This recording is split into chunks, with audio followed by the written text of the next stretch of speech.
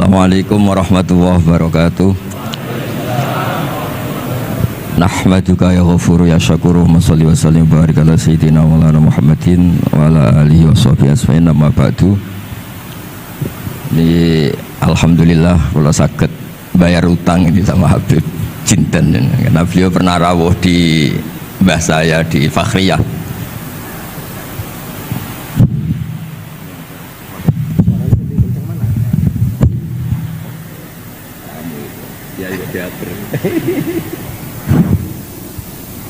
Kita pakai ini double ya, double.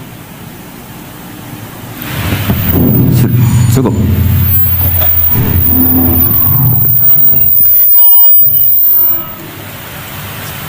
Mohon cekap saja. Terus dulu 3 tahun yang lalu kalau nggak salah beliau rawuh di Pondok Fakhriyah, itu milik mbahnya Ki Hamid Pasuruan, juga masih mbah saya Ki Abdullah bin Umar. Mbah saya namanya Fatimah binti Idris bin Umar. Masih ingat saya ketika itu beliau menyebut satu ayat, wattaba'tu millata abai.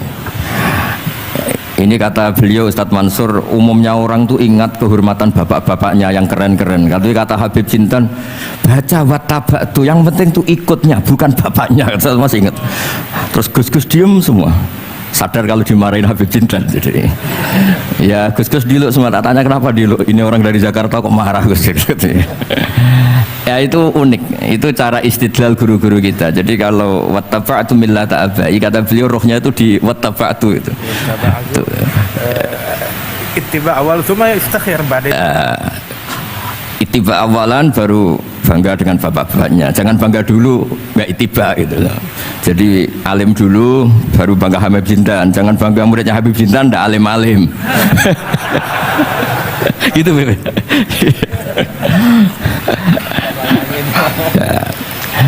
Jadi memang saya secara sengaja cerita sanad ini saya baca Mas Jamal ya, panggilannya apa? Mas Jamal. Mas Jamal ya. Pertama saya baca Al-Iqdul Farid, ini karangannya Said Muhammad bin Alawi. Di sini saya baca supaya barokah dari karangannya Sayyid Muhammad. Di antara orang yang beliau sebut dari ulama Indonesia, beliau ngendikan Al-Habib Al-Mu'ammar Ali bin Abdurrahman bin Abdillah Al-Habsyi. Wal-Habib, ya Kuitang ini Bebe. Ya, jadi juga. Ya, ini juga jad beliau dari omnya Wal-Habib Ali bin Husain bin Muhammad Al-Attas Sahibitat. Wal-Habib Hamid bin Muhammad bin Salim Asyiri. Wal-Habib Muhammad bin Ahmad bin Zain Al-Haddad. Wal-Habib Syekh bin Salim bin Umar Al-Attas. Nah ini Wal-Habib Salim bin Ahmad bin Jinten bin Syekh Abu Bakar bin Salim. Ini kitab karangannya Sayyid Muhammad bin Alawi. Terus ketika beliau cerita sanad Ad-Darimi, Sunan Ad-Darimi, beliau ngendikan Arwi Sunan Ad-Darimi anis Sayyid Salim bin Jiddan Alian anil Habib Utsman bin Abdillah bin Akil bin Yahya Al-Alawi Mufti Batawi. Ya, an Utsman bin Hasan Ad-Dimyati anil Amir Al-Kabir. Jadi keberadaan Habib Salim ini mudawwan, selain faktanya beliau sering taklim juga mudawwan dibukukan. Saya pernah hormat kholnya Syekhona Khalil. Di situ di antara manaqibnya ditulis min ajalli ta'lamidhi Salim Al-Habib An-Nasib Salim Maula Jinten, Alu Jinten disebut di situ. Jadi ini bukan cerita untuk tafakhur, bukan untuk fakhriyah, tapi ini memang fakta untuk fakhriyah. Karena pondoknya buyut saya juga namanya Fakhriyah, ya. Minal Fakhriyah ilal Fakhriyah. Ya, minal Fakhriyah ilal Fakhriyah kata. Nah ini tentang sanad. Tadi saya sudah mentasihkan beliau dan beliau menguatkan hujah kita. Dulu ketika Habib Salim banyak orang yang menyalahkan orang pakai celana Beb. Nanti jenengan yang cerita. Beliau juga bela kultur itu. Saya pernah baca di kitabnya Said Muhammad Alawi, judulnya itu Manhajus Salaf fi Fahmin Nusus. Di kitab saya itu halaman 423. Nanti bisa dicek halaman 423. Di situ ada kata-kata wa kanat sunnatu Rasulillah sallallahu alaihi wasallam annahu yat'amu ma yajiduhu fi ardi wa yalbasu ma yajiduhu wa yarkabu ma yajiduhu mimma abahahu wa ta'ala.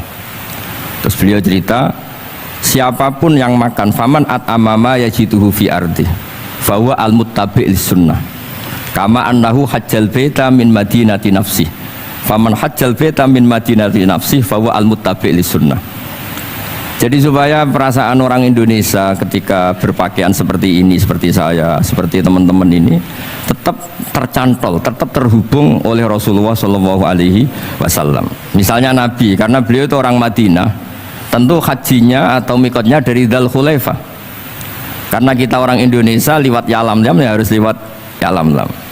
Waqata Rasulullah li ahli Madinah Dzul Khulaifah, wa li ahli Syam al-Juhfah, wa li ahli Najdin Qornan, wali ahli Yaman Yalamlam.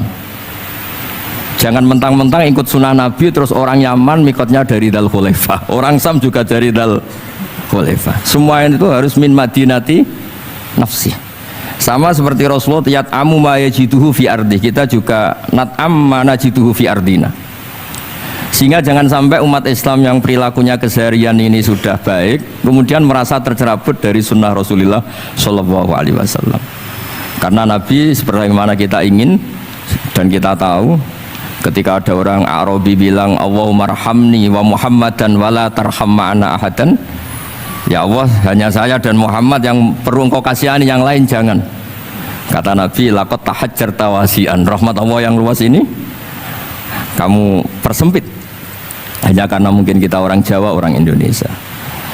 Makanya saya ini bangga ngaji sama Mbah Mun. Beliau orang Jawa, saya ngaji juga hanya di Indonesia. Tapi guyonannya Mbah Mun dulu itu lucu. Wong koyok kon itu kayak orang Jawa kayak kamu itu mesti ada yang alim. Karena Islam ini kafatal linnas. Makanya yang ahli nahwu itu Imam Sibawayh, padahal beliau Persia. Imam Ghazali juga bukan orang Arab tapi alim hujatul Islam. Karena Allah ingin memaklumatkan bahwa agama ini kafatal linnas, bukan milik orang Arab saja, bukan milik siapa saja, tapi kafatal linnas. Makanya kita harus bangga dengan tradisi para habaib. Ada Rauhah Bukhari. Bukhari itu kita tahu namanya itu Muhammad bin Ismail bin Ibrahim bin Mughirah. Setelah itu sudah namanya bin Bardasbah. Maula al-Ju'fi ini, Bardasbah itu orang yang dulu diislamkan keluarga al-Ju'fi. Itu Mbah Mun kalau guyon itu Bardasbah cara Jawa mbok parmin mbok parlan. Tapi nyatanya dia putu alim alamah namanya Imam Bukhari. Artinya kita tentu sepakat, sangat-sangat sepakat, sangat menghormati orang-orang yang arfa'u minna nasaban kayak para habib. Tapi para habib juga mau ngakui kayak pakai Bukhari as-Sahihul Kutub ba'da kitab al-Bukhari. Sehingga memang nggak pernah ada masalah secara sanad, secara tradisi. Di kitabnya Sayyid Muhammad ini ada sanad dari ulama India yang orangnya juga macam-macam, dari marga macam-macam. Jadi saya mohon barokahnya sanad ini kemudian kita tahu apa sih sanad itu. Sanad itu ya kadang-kadang harus lewat orang yang mungkin kita tidak cocok. Dulu itu ada sahabat tanya kalau mencium istrinya pas Ramadan itu sah apa enggak. Kebetulan ditanya itu Maimunah. Enggak tanya Saudah karena sangat yakin enggak itu, kalau Saudah itu enggak. Itu Maimunah jawabnya kalau kita tidak ngalamin, coba tanya Aisyah yang potensi ngalamin dicium pas Ramadan. Sebetulnya istri yang Nabi itu sama Aisyah itu ya agak gimana ya, namanya Doro itu ya rival. Akhirnya tanya, ya Aisyah gimana hukumnya lelaki mencium istrinya pas Ramadan? Ya dijawab sama Aisyah, qabbalani Rasulullah wa huwa shaim. Yang lainnya nggak bisa jawab, mau nggak ngalami. Jadi sanad tuh kadang ya cocok nggak cocok ya memang itu fakta. Cara mandi junub, kayak apa pinternya sahabat cowok kalau mandi junub ya tidak tahu. Akhirnya tanya sama Sayyidah Aisyah, sama Sayyidah Maimunah. Apapun dekatnya istri Rasulullah, kalau perang ya tidak tahu. Wong itu lelaki. Begitu juga afdolus sahabat kayak Abu Bakar, kadang harus mendapatkan hadis dari orang-orang yang nyun sewu agak deso. Bahkan kadang maula kayak Sauban, kayak Robi'ah bin Ka'ab. Orang-orang biasa sekali. Khodim dulu. Tapi ini kan barokahnya khodim itu tahu keseharian Rasulullah SAW di dalam. Misalnya Anas, apa kenangan kamu dengan Rasulullah? Kenangan saya itu saya khodam tu Rasulullah SAW asyra sinin. 10 tahun saya itu tidak pernah melakukan sesuatu, ditanya Nabi lima sonakta. Walalise entaraktu lima tarokta. Sehingga kalau saya pas baik itu ya gak berani tanya anak dalam saya, ngapain kamu? Dan sama ini pinter anut sunnah Rasulullah SAW. Akhirnya can dalam keluarga saya naik beb gemar pun tahu ditakoi. Jadi hal-hal seperti ini itu keseharian yang harus kita suka. Di antaranya lagi, inna min khiyari ummati fima nabba'ani al-malul a'la kauman yathakuna jahron. Di antara nanti umat pilihanku adalah orang-orang kalau tertawa itu keras sekali, kauman yathakuna jahron. Itu dulu juga, padahal ada riwayat kasratu dhahki tumitul qalba, banyak tertawa itu bisa mematikan hati. Tapi ini juga dilawan, kalau banyak cemberut bisa frustasi. Nah, sehingga di ilmu ini cerita saya nanti di tasnya Habib Jindan. Semoga nasinya bener, saya tamu pasti dihormati. Nggak penting bener ndak itu nggak penting, penting tamu itu dihormati. Ya kebetulan saya ini tadi kan hormat mbah saya, masih mbah saya Mbah Mutamakin di Hajan. Terus pagi tadi hormat buka luar di Sunan Kudus, jam 7 saya tadi di Kudus. Ya akhirnya sama teman-teman difasilitasi, disuruh naik pesawat tadi jam 11 tadi. Tapi saya tidak capek karena memang saya senang cerita sanad. Tapi yang lucu-lucu saja, nanti yang serius jangan saya, yang lucu-lucu saja. Biar lucu sampean tuh tidak ngawur, tapi ada sanadnya. Ada seorang mufassir yang bilang ketika nafsiri wa annahu wa adhaka wa abka, Allah itu zat yang memberi kamu tertawa.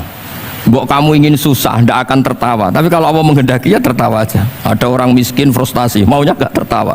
Tahu-tahu jalan-jalan ngerti badut, ya akhirnya tertawa. Ya karena adhaka itu fi'lullah. Kalau Allah menghendaki mau apa? Karena adhaka itu fi'lullah. Gak bisa. Orang yang baru seneng kayak apa, gak ingin nangis. Tapi kalau Allah menghendaki wa abka, dinangiskan ya tetap menangis. Wa anna wa adhaka wa abka. Karena kita ini semua adalah objek oleh kudrahnya Allah Subhanahu wa ta'ala. Saya itu sebenarnya paling tidak ingin ngaji bareng Habib loh, selain kalah nasab ya kalah ganteng. Ya tapi ditakdir mau apa? Ya sudah, sami'na wa ata'na. Jadi saya saat ini tidak cari pahala benar, tapi pahala tawadhu, karena diundang ya ada susah. Sudah penting benar salah, penting tawadhu. Jadi saya tadi sedang rayu sama Allah, ya Allah, saya kali ini tidak cari benar, cari tawadhu. Sudah mesti pahalanya besar tawadhu itu. Jadi supaya Islam ini gampang ya. Saya pernah cerita ke kiai yang khusyuk. Kalau sholat lama sekali, tak cerita ini hadis. Nabi itu gak pernah menegur orang yang sholat cepat. Yang ada itu sanad negur sholat lama. Terus tak cerita ini hadisnya Mu'ad, tertawa-tawa dia. Gus kamu itu raan kok masih punya dalil? Saya punya sanad. Ada nggak sanad Nabi negur orang yang baca surat pendek? Nggak ada. Yang ada itu yang baca surat panjang. Nanti bisa direvisi sama Habib Jitin kalau nggak cocok, tapi ini yang rileks saja karena potongan Islam Jawa ini kalau tidak berat nggak akan kuat. Jadi ya sudah, inna minkum munafirin katanya Nabi. Sholat yang terlalu lama itu munafir kata Nabi. Afattanun anta ya Mu'ad, kamu bikin umat ini nggak nyaman karena kalau kamu jadi imam tuh lama sekali. Ini alhamdulillah betul, hadis ini harus kita hafal betul. Nah, supaya Islam ini meskipun pilihan-pilihan keseharian itu ada sanad, itu saja kepentingan saya. Yat'amu ma yajiduhu fi ardi wa yalbasu ma yajidu wa yarkabu ma yajidu. Saya sering beb di tahun desa-desa Gus, anak kula tahnik cethaki Gus, tapi mboten nenten kurma, nganggo degan ae. Lho Gus dari kiai-kiai ku kurma. Kurma itu halawiyat, ya degan juga termasuk halawiyat. Ya sudah. Kalau kamu ingin sunnah Rasul, Nabi gak pernah sholat di Indonesia, berarti kalau kamu sholat ke Mekah dulu atau maksud saya supaya orang itu nyaman dengan Rasul, ya itu hadir di semua sisi kehidupan kita. Kalau dalam istilah Sayyid Umar Hafid, Faruhu Muhammadin sallallahu alaihi wasallam awsa' wa asra'. Kalau kamu bisa tawassul dengan Nabi Ibrahim, Nabi Musa, dan beliau-beliau bisa datang ketika Lailatul Mi'raj untuk hormat Rasulullah sallallahu alaihi wasallam di Baitul Maqdis, Faruhu Muhammadin awsa'u asra' kata beliau. Jadi bisa datang di kapan saja, di mana saja. Jadi jenengan meskipun di Indonesia tidak usah khawatir, kita semua ini dilihat Rasulullah SAW. Dan cara lihat Nabi itu gampang, tidak kayak kita. Kata Rasulullah, hayati khairun lakum wa mamati khairul lakum. Saya kalau masih hidup juga baik untuk kalian. Anda bisa cerita hadis dengan saya, sering bercengkrama. Dan ketika saya wafat kata Nabi, saya sudah dekat sama Allah Ta'ala. Kalau melihat kamu baik, saya muji Allah. Kalau melihat kamu salah, saya mintakan ampun. Makanya saya ini jenis kiai yang jarang istighfar. Ini bukan karena sombong. Saya ulang lagi, bukan karena sombong. Saya itu pengagum Sufyan Ats-Tsauri. Itu di antara khasnya itu jarang berdoa. Misalnya. Ketika ditanya, kenapa kamu jarang berdoa?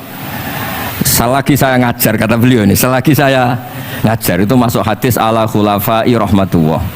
Waman khulafau kaya Rasulullah alladzina yuhyuna ma amatahun nas min sunnati. Jadi kalau saya baca Bukhari, otomatis dapat doanya Nabi ala khulafai rahmatullah. Timbang kamu doakan nangis-nangis gak jelas mandinya, mendingan mulang gitu. Terus kedua, doa hamalatil arsy. Alladzina yahmiluna al-arsya man hawlahu yusabbihuna bihamdi rabbihim wa yu'minuna bi wa yastaghfiruna. Kita semua sudah diistighfari sama malaikat hamalatul arsy. Rasulullah juga wastaghfir li dzambika walil mu'minina wal mu'minat. Fastighfaru Rasulillah qad kafana wa fawqal kifayah, kata beliau. Artinya gini, kalau Kangkang jarang istighfar jangan karena sombong, manfaatkan fasilitas ini gitu. Jadi semua itu jangan sampai kita ada istighfar karena jafatul qalb, karena qaswatul qalb. Enak lah kalau ada fasilitas gitu, ada fasilitas. Itu kalau saya pidato di depan Gus-Gus. Kalau di depan Habib berani, di depan Gus-Gus. Itu ada yang setengah beling, setengah ada alim, ada yang alim. Terus yang beling-beling pesan sama saya, Gus tolong bela kami, maksudnya. Ya kadang-kadang mubalek kan order pesenan itu. Terus tak bacain ayat walladzina amanu wattaba'athum dzurriyyatuhum biimanin alhaqna bihim dzurriyyatahum wama alasnahum min amalihim min syai'. Orang aba-abanya iman, anaknya iman itu nanti surganya disertakan mbahnya meskipun kelas amalnya ndak sama. Jadi mbah-mbahnya alim alama, anaknya yang ndak alim nanti surganya sama-sama yang alim. Kenapa sih kalau ada fasilitas nggak dipakai? Pakai aja, nggak apa-apa kan? Yang alim yang komplain. Sudah kamu yang alim dihormati, dicucup, salami template, yang ikhlas saja, tidak usah protes, kata saya gitu. Artinya saya inginlah keseharian kita yang awam, yang apa itu harus cari backupan hadis supaya semua keseharian kita itu ada apa? Sanad.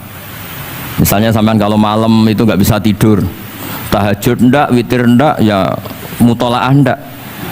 Tapi lihatlah itu sebagai tarkul ma'asi. Apa tarkul ma'asi? Alhamdulillah malam ini saya ndak zina, ndak maling, ndak dugem. Coba kalau kamu malam-malam di kamar, itu namanya apa? Ndak tahajud, ndak witir kan? Tapi kamu harus syukur karena itu tarku zina, tarku sarikoh, tarku kada wa kada. Supaya kamu tetap syukur sama Allah Ta'ala. Ithmamin mubahin ila wa yatahaqqaqu bihi tarku haramimma. Setiap mubah yang kita lakukan pasti di saat itu ada haram yang kita tinggalkan. Makanya dulu banyak orang-orang soleh yang semalaman tuh guyon sampai pagi. Bukan karena ingin urakan, enggak, karena mengalahkan setan. Malam itu godaan mungkin ingin ngintip siapa itu masih kuat sekali. Ingin nonton siapa itu kuat sekali. Terus setan dilawan dengan guyon. Ternyata setelah guyon tuh asik, tahu-tahu pagi dan dutannya selesai. Oh, itu setan bisa setruk melawan orang alim ya seperti ini. Karena nilainya tarkul masih. Meskipun dengan cara guyon, karena kalau yang cara wiridan itu calon wali, kalau yang nggak calon wali ya pokoknya tarkul maksiat. Maksud saya supaya harian kamu yang biasa-biasa saya ini menjadi luar biasa karena ada sanad. Ada apa? Ada sanad. Makanya dulu ulama-ulama itu kalau ngelawan setan itu pakai faroh, pakai seneng. Karena setan tuh paling seneng kalau melihat orang mukmin susah. Kalau susah terus ngersulo, kalau ngersulo gugat kodok qadar. Disebut innaman najwa minasyaiton liyahzunal ladzina amanu. Jadi setan tuh targetnya supaya orang mukmin itu resah. Kalau resah gugat. Pertama gugat orang tua. Ngapain sih jadi anaknya orang miskin? Jadi susah kita kan. Kalau yang nggak mulia ngapain jadiannya Parman? Kalau saya Habib kan langsung mulia, kalau Gus kan langsung mulia. Gugat orang tua, gugat sana, gugat sini. Tapi kalau kamu sudah seneng, wajah pesek, welek, keriting, sawan ngerah karuan. Kenapa nggak gugat siapa-siapa? Ya sudah, yang kebaik bi fadlillah bi rahmati fa bidzalika falyafrahu. Jadi saya ingin semua itu senang bi fadlillah bi rahmati, yang rileks, yang saya ini kalau nuruti capek-capek. Tadi malam saya di Mbah Mutamakin, tadi pagi hormat Sunan Kudus. Tadi naik pesawat datang mandi langsung hormat. Kalau itu dihitung capek, capek. Tapi kalau dihitung senang ketemu Habib Jintan, ketemu jenengan. Kesempatan seperti ini nggak gampang. Ya sudah selesai. Makanya ini latihan ya, latihan terus. Saya ulang lagi apa, latihan terus supaya Islam itu ada di semua sisi hidup kita. Saya pernah sering cerita di mana-mana itu. Ada wali itu istrinya cerewetnya bukan main. Wah, itu semua muridnya sudah tak biayai kamu cerai, nanti tak ganti istri yang lebih baik lebih. Nggak mau cerai alasannya apa? ini wanita bahaya sekali. Kalau sampai dinikah orang lain, kasihan orang lain dapat musibahnya. Biar saya aja yang ngalami, kata-kata wali itu. Jadi dia ada ingin, makanya ada juga kiai di santri bullying di rumah teh. Santri ini nak pindah pondok, ngerusak pondok uang, mendingan pondok kuai. Jadi dia handle. Terus sekarang apa? Dia handle daripada ngerusak pondok orang lain, mendingan pondok saya saja. Jadi cerita-cerita seperti ini harus kita kaji supaya semuanya itu pakai sanad ilmu. Sama lihat di kitab Ihya itu ada bab-bab di Ajaibul Qalb. Apa di bab apa Ajaibul? Di situ kayak apa Imam Ghazali memerankan orang-orang pilihan Allah yang menjadi gampang melihat keseharian. Misalnya gini, misalnya Islam zaman akhir kan katanya tantangannya banyak. Coba kalau baca ayat wa ya'ballahu illa yutimma nurah wallahu mutimmu nurih. Agama ini milik Allah, diurus oleh Allah Ta'ala. Islam ke Indonesia itu enggak ditunggoni Nabi. Nabi sudah intaqala ila rafiqil a'la. Kadang di kampung-kampung di Islam nomodin. Ya jalan karena ini agama Allah. Kita ditinggal-tinggal orang yang lebih baik ketimbang kita. Islam kita tunggui. Ya jalan, memang ini agama Allah yang ngurus Allah. Kamu enggak usah khawatir. Jadi seneng kita bukan karena dablek, karena yakin jaminan Allah Subhanahu wa taala. Jangan sampai kamu itu seneng karena dablek, karena arogan, jangan. Karena bidomanillah, yakin bidomanillah wa bikafalatillah. Seperti senangnya Sayyid Abdul Muttalib. Ketika Ka'bah mau dirubuhkan Abraha, ada penyerangan Abraha. Ini yang Mbah Mun sering cerita ini. Wah itu semuanya kalah. Terus takok man sayyidu hadhil wadi. Siapa tuan di sini? Abdul Muttalib. Abdul Muttalib itu datang dengan wibawanya yang luar biasa. Abraha itu sampai bingung dia. Kalau duduk di singgasana dia disalahkan orang banyak. Karena raja kok duduk berdua sama orang yang tidak raja. Kalau Abdul Muttalib di bawah dia nggak punya nyali karena ada haibahnya Sayyid Abdul Muttalib. Oleh takdim luar biasa. Setelah itu tanya, apa keinginan kamu? Saya tidak ingin perang, saya hanya ingin merobohkan Ka'bah. Ternyata Sayyid Abdul Muttalib jawabnya apa? Unta saya yang 100 lo kembalikan dulu, tidak usah cerita Ka'bah. Kagetnya bukan main Abraham. Kamu ini pemimpin yang nggak benar. Ka'bah itu dinu kawadinu abaik, itu kan agama kamu. Mau saya robohkan kamu malah bicara unta. Ini kamu itu pemimpin model apa? Jadi saya nyesal hormat kamu. Ternyata kamu mental kamu hanya mikir apa? Unta. Tapi jamnya Abdul Muttalib itu unik. Inna lihadal bait rabban hamaluk. Unta itu milik saya, kembalikan dulu. Kalau Ka'bah itu milik Allah, nanti diurus yang punya. jadi dibalik seenaknya itu ada tauhid yang luar biasa. Makanya saya termasuk kiai yang nggak susah kalau mau mati. Kalau mau mati, mati aja. Saya udah mikir kalau setelah saya ini agama gimana ya, gak gimana mana mau agamanya Allah Ta'ala. Jadi dibalik ya secara lahir kan seenaknya. Ternyata innalihadal bait rabban hamahu. Kabeh itu ada yang punya, nanti biar diurus yang punya. Nah maksud saya kalau jenengan ini kan insya Allah dablek semua. Kawin ya nggak mikir istri saya nanti makan apa, ya kan? Masa depan kamu ya tidak dipikirkan, warisan nggak punya apa-apa, nggak punya ya sudahlah. Bukan karena dablek, karena tawak. Nah, itu saja pokoknya saya ingin ngomong, pokoknya perilaku Anda keseharian itu jadi energi toat, ya. Perilaku keseharian Anda ini jadi energi apa? Itu saja. Barokahnya kamu ngaji nopo sanad.